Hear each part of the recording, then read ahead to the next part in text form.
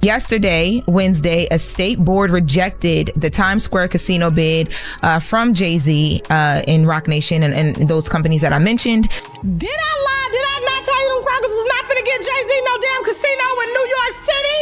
Did I not tell y'all that? This man now would have took a loan against his house because they wouldn't even give him a loan to go and put a bid in on the casino because he had the owner of Caesar's Palace and then he had an ex-federal informant and mob ties bitch down there trying to put a bid on a casino to bring into Broadway. And there's a theme in Queens, and I know Nas is a part of this. Queens get the money. Sorry, Jay-Z, we win again. I just had to rub that in. Jay-Z is fuming right now, and honestly, anybody in his shoes would be. Imagine putting your name, your legacy, your billionaire aura behind a flashy Times Square casino plan, only for the city to slam the brakes before the project even lifts off. Then, just days later, Nas, yes, that Nas who once hit Jay with Ether, suddenly gets the full green light for his $5 billion Queens casino. The timing feels almost too perfect, like someone wrote the plot in advance. And if that wasn't enough to ignite the entire city, Queens Borough President Donovan Richards jumps in with a chest-out moment telling reporters, "Queens gets the money. Sorry, Jay-Z, we win again." That wasn't a little jab. That was a victory lap right in broad daylight. Now the streets are buzzing hard. Fans are connecting the dots and saying the same thing. This doesn't feel like simple business. It feels like old wounds getting torn open again. Everyone remembers the Takeover versus Ether war, and the energy around this moment has people calling it a straight betrayal. Here's the play-by-play. Jay-Z had been backing a huge Caesar's Palace casino proposal meant for the middle of Times Square, a $1 billion move meant to transform Broadway into a new gambling hotspot. Jay hyped it like it was about to be New York's crown jewel. But the local community, they weren't buying it. Broadway League fired back, residents pushed hard, and the advisory committee ended the whole thing with a clean, "Nope, not here." Just like that, the Times Square takeover evaporated. And let's be real, Jay doesn't take public L's. His entire image is built on winning, strategizing, and staying untouchable. Seeing him get shut down this early isn't just awkward, it chips at the mogul aura he's built for decades. And here's where it really stings. Jay wanted Manhattan, the lights, the tourists, the global center of attention. But the city shut the door in his face. Then a few days later, Nas walks into Queens and gets the green light like it's nothing. This wasn't just a no for Jay. With their decision, as they obviously voted against the casino. You know it. We met the standard and then some, and the only one with courage to stand that is the governor and the mayor appointees, and everybody else runs and hides. And here's where everything flips. While Jay's Times Square dream was falling apart in public, Nas was moving in silence and setting up a massive hometown win. The Queens Resorts World expansion at Aqueduct, with Nas backing it, just got full approval. And this isn't some minor project. It's a $5 billion blueprint that could turn Queens into a full-on mini Vegas. Live table games, blackjack, poker, craps, a concert hall, and even a sports academy with NBA legend Kenny the Jet Smith involved. This isn't a casino, it's an entire entertainment empire. And Nas isn't just lending his name, he's got real equity. He's in the rooms, shaping the vision. When he talked about the project, you could tell it mattered. He called it a true win for the community, something that'll create jobs, opportunities, and raise future leaders. Then he dropped a line that had everyone buzzing. With this project, the world is ours. Future is not something you wait for, it's something you build. It lives in the hands of the doers. Resorts World is more than a casino. It's energy, it's opportunity, it's hope for the borough. It's where community gathers. This isn't just business, this is legacy. And now it's time to invest in us, because the future doesn't ask for permission, it moves with purpose. From our chairman to our newest employee, we're committed to Queens. And in Queens, the future is now. Tell me that's not a wild flex, especially with the timing. Jay gets shut down in Manhattan, and right after, Nas steps up in Queens like the neighborhood hero. Fans online are already joking that Nas ethered him again, except this time with business moves instead of lyrics. Sure, on paper, it's just two rappers turned businessmen chasing billion-dollar opportunities. But when you look at how everything lined up, it digs deeper for Jay.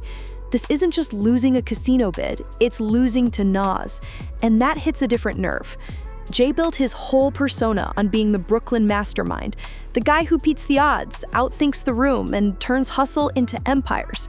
From Rockefeller to Roc Nation to billionaire status, he's always been the one who doesn't lose. But here's the twist. Nas has a long track record of showing up right when people think he's out of the picture, making Jay look less invincible than he wants to appear. Remember when Jay tried to clown Nas on Takeover, calling him irrelevant, and Nas answered with ether and flipped the entire culture in one blow? One move. What was your thoughts when you heard the song? This motherfucker, he's going crazy. This motherfucker going crazy. Oh, yo. This casino moment feels like deja vu. Jay builds a big Times Square vision, expects a huge win, and then boom, denied. Meanwhile, Nas rolls through Queens, the so-called underdog borough, and walks away with the major victory.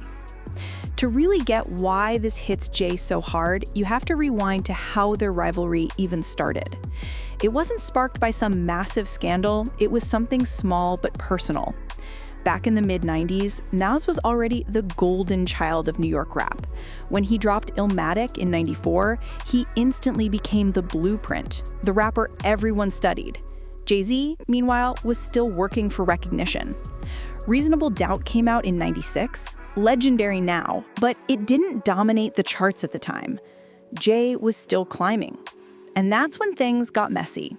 Jay wanted Nas to appear in the Dead Presidents video, but Nas never showed, so Jay used his voice for the hook anyway, which added fuel to the fire later. Of how you made this beat. I was at one of those conventions, like a How Can I Be Down or something like that, and I think Nas' album had came out, and every car that was driving by was playing Whose World Is This, and I, and the pianos and the drums and the whole cadence of that record had me like, yo, this is amazing. I want to make a song like that. Jay didn't even ask. He just sampled Nas's voice and kept moving. Nas did not appreciate that at all. From there, quiet tension grew. Jay was climbing toward Nas's throne, and Nas saw him as the younger artist who needed to relax and stay in his lane. That vibe never really died. Over the years, Jay kept trying to outshine him, and Nas kept popping up at the exact right moment to remind Jay he's not untouchable.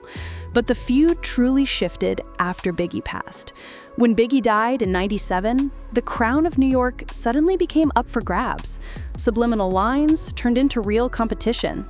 Jay saw himself as the next king. Consistent albums, major connections, and an empire forming brick by brick.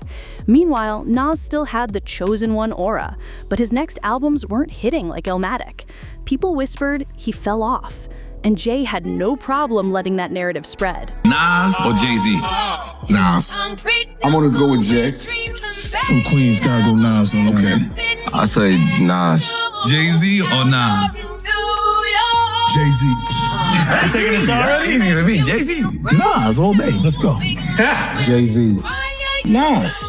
Damn. Jay-Z. Nas or Jay?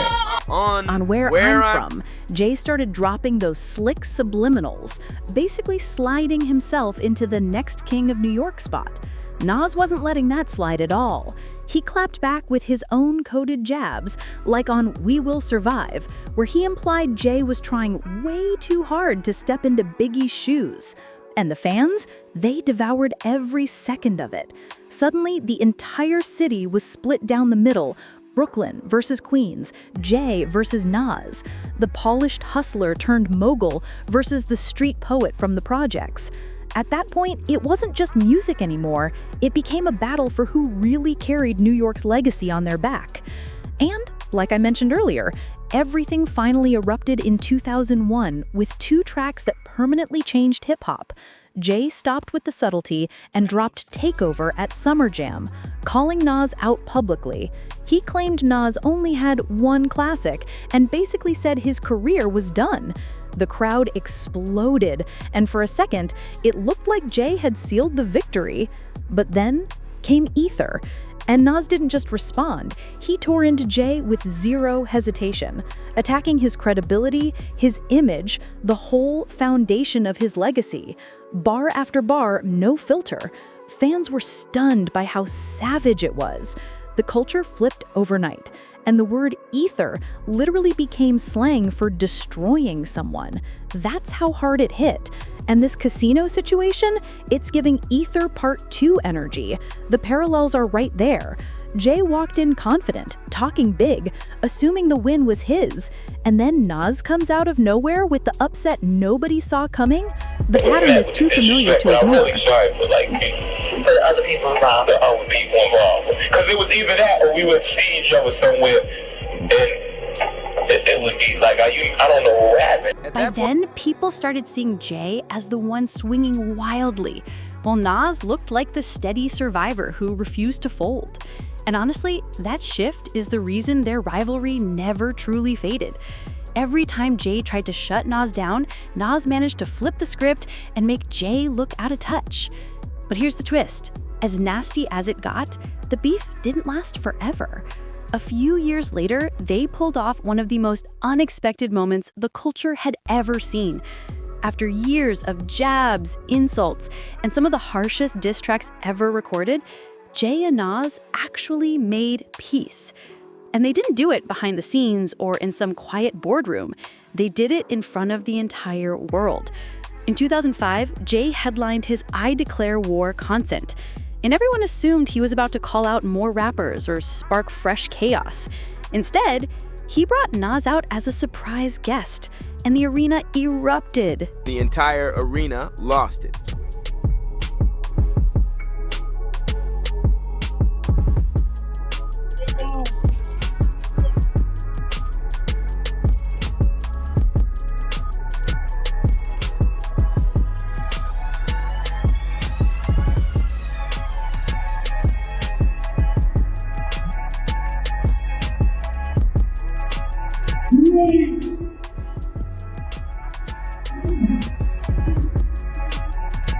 The crowd lost its mind.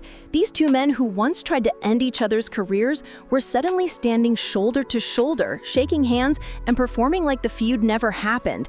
It felt huge, bigger than the music itself.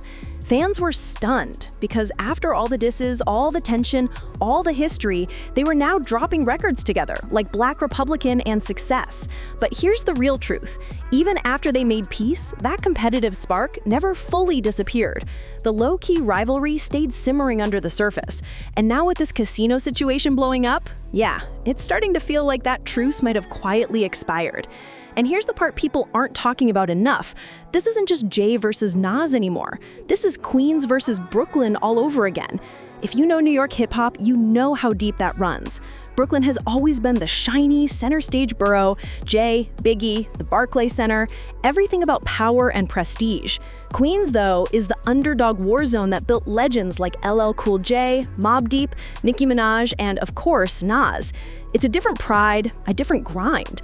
And watching Nas secure this massive casino win while Jay takes a very public loss, it brings all that old borough heat right back. So when Jay's Times Square plan got shut down in the heart of Manhattan, and Nas turned around and secured Queens like it was nothing, the message got loud fast. Brooklyn fumbled. Queens delivered. And for anyone who lived through the Ether era, the deja vu is impossible to miss. And honestly, that's why this stings Jay so deeply. It's not just that Nas won, it's that he won on his home turf with the whole city watching and cheering him on. That's a tough spotlight for anyone, especially someone like Jay. And if there's one thing about him, he never forgets a public embarrassment. So maybe this isn't about rap battles anymore.